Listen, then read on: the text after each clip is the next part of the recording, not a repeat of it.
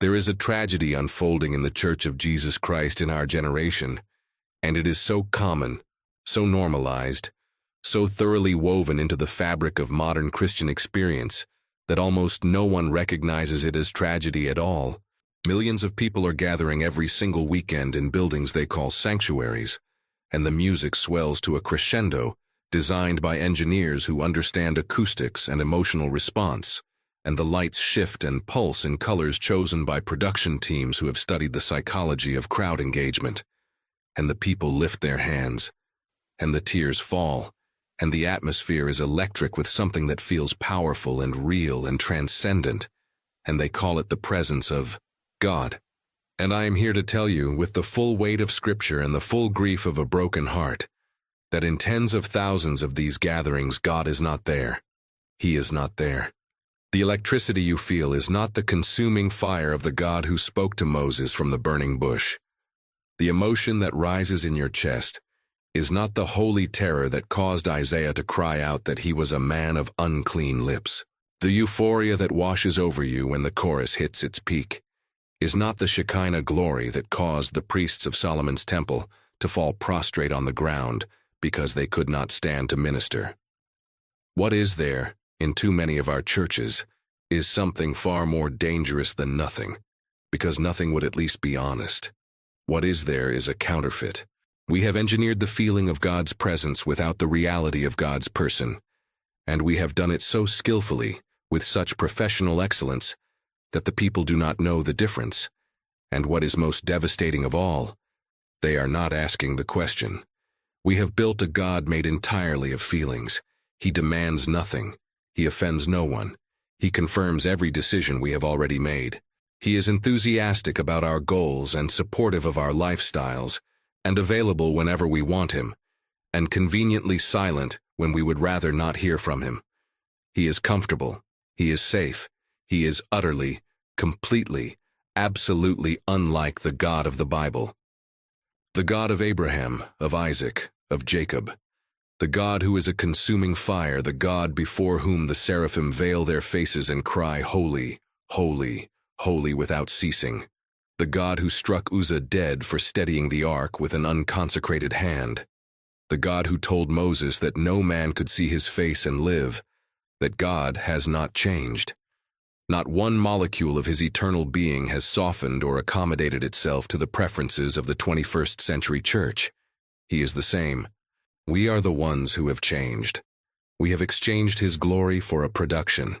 We have traded his terrible holiness for a curated emotional experience. And an entire generation is growing up in the church having been entertained into believing they have encountered God when they have only encountered a feeling. Before we go any further, I need to ask something of you. If what you have just heard has stirred something in your chest, if there is a hunger rising in you right now that recognizes the truth of these words, do something simple, like this video, and drop your city and your country in the comments below. Tell us where you are watching from, because this message needs to reach every corner of the globe. There are people in Lagos and London, in Sao Paulo and Seoul, in Manila and Memphis, who are starving for something real, who are exhausted by the performance, who remember or have always sensed that there must be something more, something deeper, something truer than what they have been handed. This is for them. This is for you. And if you are serious, if this is not just another video you will scroll past in 30 seconds, if you genuinely want to move beyond the counterfeit and discover what the ancient saints called the secret place, what the mystics of the faith described as the terrible and beautiful chamber of God's actual presence, then I am telling you right now, you need a strategy. The flesh does not surrender without a fight. The enemy does not release his grip on a distracted prayer life without a war. You cannot walk into this with good intentions alone. You need a tactical guide, and that is exactly what the War Room Manual is. It is sitting in the pinned comment below this video, and it is the most urgently needed tool I can place in the hands of a hungry believer today. It is the ultimate guide to destroying your flesh and mastering prevailing prayer. It will show you step by step how to dismantle the distractions, silence the noise, and enter the kind of prayer that does not merely ask things of God, but encounters the person of God. Go to the pinned comment right now and get your copy. Equip yourself before another hour of your life passes in spiritual casualty. And now, let the preacher speak. I want to begin where all honest conversation about the presence of God must begin.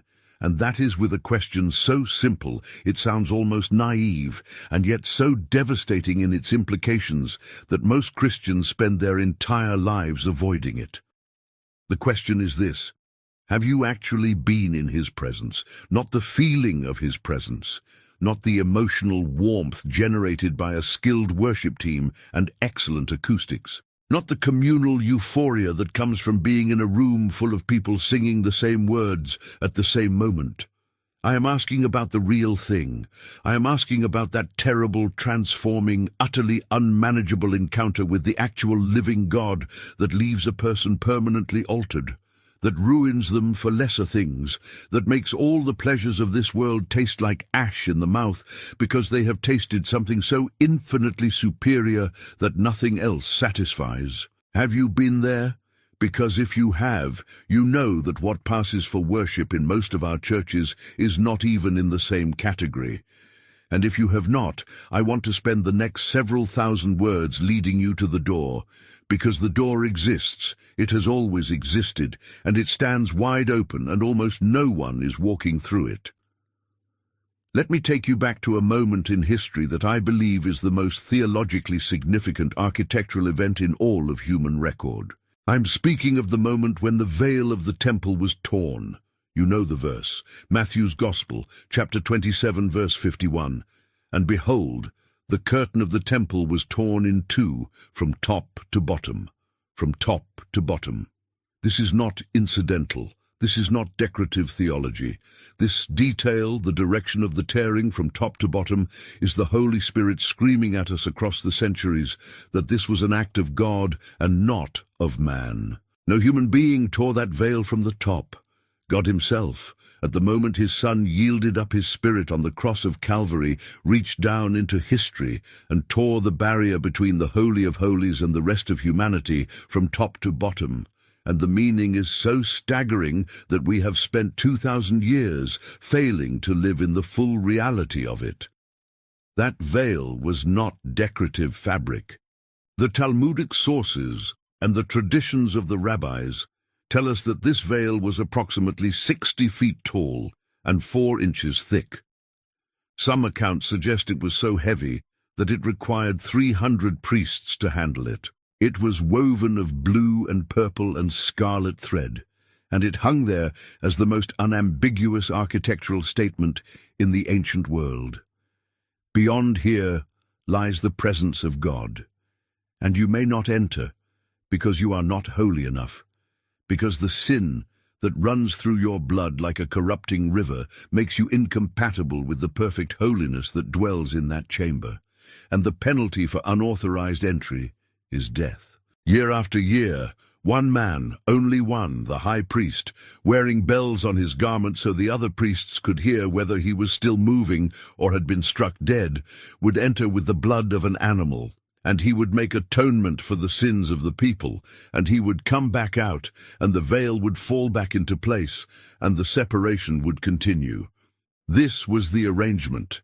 This was the grammar of the relationship between holy God and sinful humanity. Close enough to worship, close enough to bring sacrifice, close enough to know He was there, but never ever close enough to enter. And then Jesus died, and the veil tore, and the way into the holiest place was opened, not merely for a single high priest once a year, but for every blood-washed, spirit-born, crucified with Christ believer who would ever draw breath on this planet. The writer of the letter to the Hebrews puts it in language so direct it should make us tremble every time we read it. Therefore, brothers, since we have confidence to enter the holy places by the blood of Jesus, by the new and living way that He opened for us through the curtain, that is, through His flesh, and since we have a great priest over the house of God, let us draw near with a true heart in full assurance of faith. Let us draw near, not observe from a distance, not participate in an organized worship experience designed to make us feel close. Draw near, actually enter, come through the torn veil. Come into the very presence of the God whose holiness required that veil to exist in the first place, and come through it with confidence, not the arrogant confidence of a man who thinks he deserves to be there, but the trembling, grateful, broken confidence of a man who knows he does not deserve to be there and has come anyway, because the blood of Jesus said, "Come." This is the inheritance of the believer. This is what was purchased at Calvary. Not a better life. Not heaven when you die, though heaven comes with it. Not community and belonging, though those are gifts of God. What was purchased at Calvary was access. Immediate, direct, unmediated access to the presence of the living God. And it is the most squandered inheritance in all of human history. We have it, and we are not using it. We have been given the keys to a chamber of such infinite glory that the seraphim themselves cannot look directly at its source, and we are spending our spiritual energy on programs and podcasts and 10-minute morning devotionals that we check off a list so we can feel religious without being transformed. I want you to sit with the weight of what I am about to say. The veil in the temple was torn, yes, but we have erected a new veil. And this new veil is not made of thread. It is not woven by human hands. It is not hung by priests in a stone building. The new veil that separates the modern Christian from the actual presence of God is the flesh. It is the ego. It is the relentless, insatiable, endlessly creative self that refuses to die, that will accept every spiritual benefit and every theological truth and every emotional religious experience on the condition that it gets to remain in control. We want the benefits of the cross without the experience of the cross. We want the resurrection without the tomb. We want the crown of glory without the crown of thorns. We have developed a Christianity that offers us everything God promises while requiring of us nothing that God demands.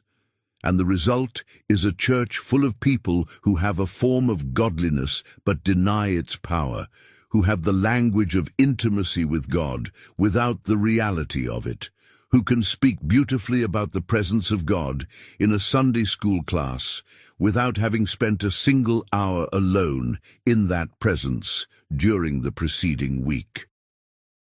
The flesh is a remarkably sophisticated theologian. Do not underestimate it.